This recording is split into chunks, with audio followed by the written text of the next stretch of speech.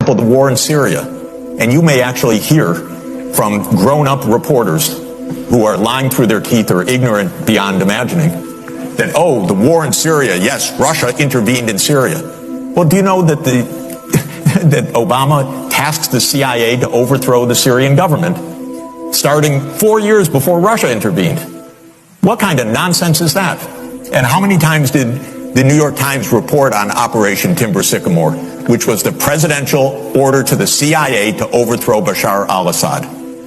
3 times in 10 years. This is not democracy. This is a game. And it's a game of narrative. Why did the U.S. invade Iraq in 2003? Well, first of all, it was completely phony pretenses. It wasn't, oh, we were so wrong, they didn't have weapons of mass destruction. They actually did focus groups in the fall of 2002 to find out what would sell that war to the American people. Abe Shulsky, if you want to know the name of the PR genius. They did focus groups on the war. They wanted the war all the time. They had to figure out how to sell the war to the American people, how to scare the shit out of the American people. It was a phony war.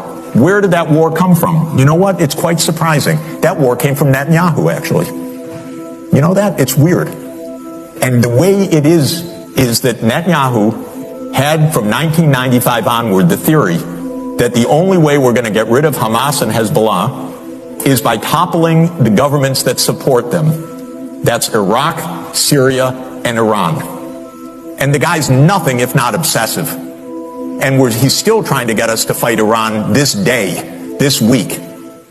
He's a deep, dark son of a bitch, sorry to tell you.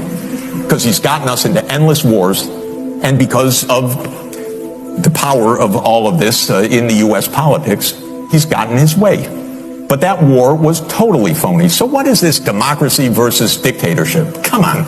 These are not even sensible terms.